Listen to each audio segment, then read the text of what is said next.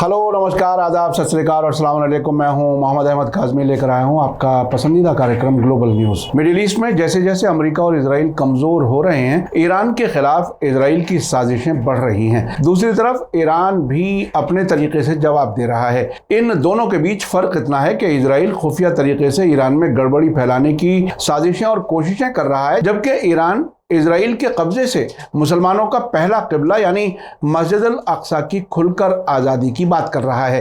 आज बड़ी खबर है कि ईरान की खुफिया मिनिस्ट्री ने मुहर्रम के दौरान मुल्क में टेररिस्ट हमले अंजाम देने की तैयारी कर रहे कथित तौर पर इजराइल की सपोर्ट वाले टेररिस्ट ग्रुप दाइश यानी ISIS, जिसे अरबी ज़बान में दौलतुल इस्लामिया फिल इराक व शाम कहा जाता है, कि 10 टेररिस्ट को गिरफ्तार किया है। दूसरी तरफ गजा में फिलिस्तीनी रेजिस्टेंस ग्रुप इस्लामिक जिहाद, जिसे आमतौर पर जिहाद इस्लामी भी कहा जाता है, के सरबरा जियाद नौखाला ने तेहरान में ईरान के प्रेसिडेंट इब्राहिम रईसी से मुलाकात की है।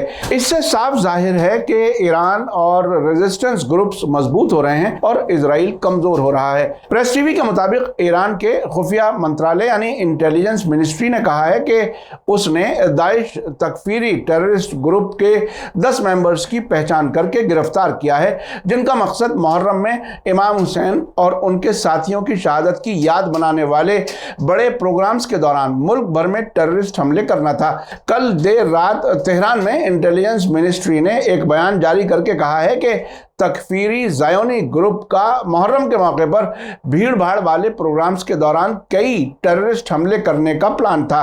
आपको बता दूं कि ईरान के मीडिया में दाइश जैसे टेररिस्ट ग्रुप्स को तकफीरी ज़ायोनी ग्रुप इसलिए कहा जाता है क्योंकि इन नाम निहाद मुसलमान ग्रुप्स पर सऊदी अरब के वहाबी नजरिए का असर है, जो दूसरे मुसलमानों खास तौर से शिया मुसलमानों को बहुत आसानी से काफिर कह देते हैं। और ज़ायोनी का मतलब फिलिस्तीनी ज़मीन पर इजराइल के बनाए जाने को सपोर्ट करने वाले यहूदी होता है। 2011 और उसके बाद सीरिया और इराक में दाइश और उस जैसे और टेररिस्ट ग्रुप्स को इस पूरे इलाके में तकफीरी टेररिस्ट कहा जाता है। ईरान की खुफिया मिनिस्ट्री के बयान के मुताबिक इजरायली सरकार ने इमाम हुसैन अलैहिस्सलाम की शहादत को याद करने वाली मजलिसों में टेररिस्ट हमलों के लिए दाइश तकफीरियों का इस्तेमाल करने की कोशिश की थी, लेकिन खुफिया विजारत मुल्क के वेस्टर्न और साउथ के इलाकों में दाइश के 10 मेंबर्स को गिरफ्तार करने में कामयाब हुई है। आपको बता दूं कि ईरान के वेस्ट में पाकिस्तान का बॉर्डर मिलता है और साउथ के कुछ सूबों में सुन्नी आबादी ज्यादा है, जहां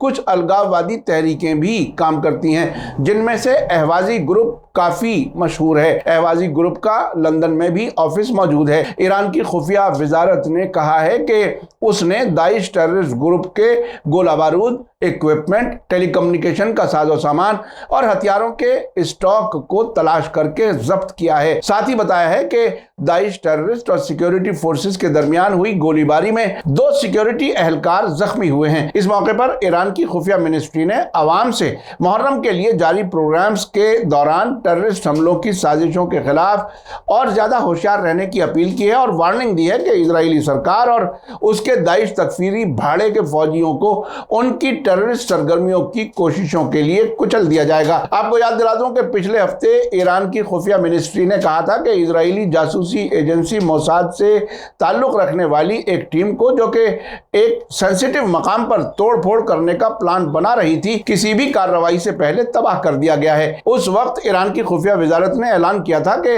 बदनाम ईरान मुखालिफ कोमेला टेररिस्ट ग्रुप से ताल्लुक रखने वाली टीम ने जियोग्राफिक लोकेशन की पहचान करके एक बड़े धमाके के जरिए तबाह करने की कोशिश की थी।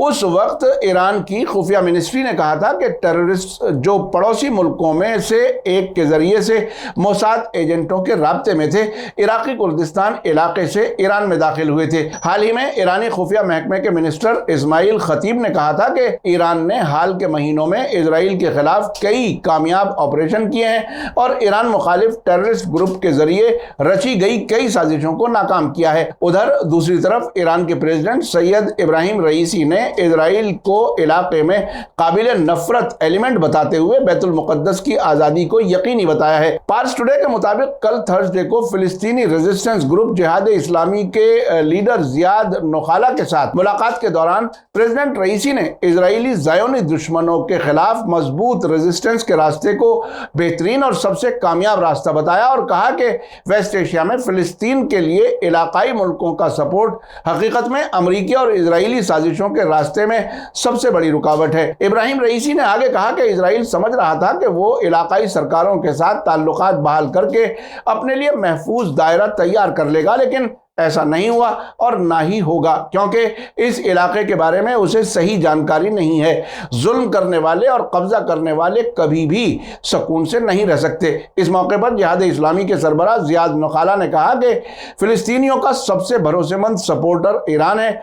ईरान तन्हा मुल्क है जो फ़िलिस्तीनी अवाम के साथ खड़ा है और हमेशा से उसको सपोर्ट कर रहा है। उनका कहना था कि ईरान ही अकेला ऐसा मुल्क है जिसने फ़िलिस्तीनी अवाम को सपोर्ट करने का खमियाजा भुगता है और इस रास्ते में उसने घेराव, पाबंदियां और बहुत सी साजिशों का सामना किया है। जिन मुल्कों ने इजराइल से हाथ मिलाया है वहां की सरकारें अपने लोगों को लगातार कुचल रही हैं। आपने देखा कि इजराइल किस तरह से साजिशों और टेररिस्ट ग्रुप भेजकर ईरान को कमज़ोर करने की कोशिश कर रहा है, जबकि दूसरी तरफ ईरान खुलकर इजराइल मुखालिफ फ़िलिस्तीनी रेजिस्टेंस ग्रुप्स हमास और जिहाद इस्लामी और लेबनानी मूवमेंट हिजबुल्लाह को मदद करता रहा है। आपको याद दिला दूं कि सितंबर 2015 में ईरान के सुप्रीम लीडर आयतुल्लाह खामेनी ने कहा था कि इजराइल अपने वजूद के आइंदा 25 साल नहीं देख सकेगा, यानी उनके मुताबिक इजराइल 2040 तक ख़त्म हो जाएगा।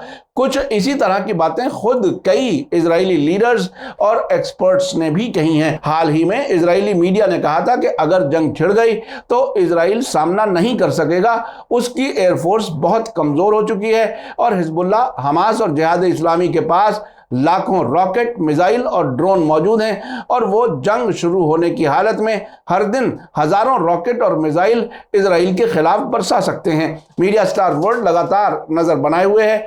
आखिर में आपको याद दिला दूं कि अगर आपने अभी तक media star world YouTube channel subscribe नहीं किया है तो सब्सक्राइब कर लें और घंटी दबाना ना भूलें। और अगर आप हमें फेसबुक पर देख रहे हैं तो हमारे पेज को लाइक करें ताकि हर नई वीडियो की खबर आपको सही वक्त पर मिल सके।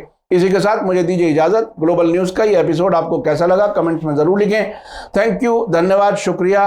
जय भारत, जय हिंद। मीडिया स्टार वर्ल्ड के और वीडियो देखने के लिए हमारे चैनल को सब्सक्राइब करें और सीधे नोटिफिकेशन पाने के लिए बेल आइकन दबाएं। और अगर हमारी खबर सच्ची और अच्छी लगे तो अपने व्हाट्सएप, इंस्टाग्राम, फेसबुक और ट्विटर अकाउंट पर ज़रूर शेयर करें।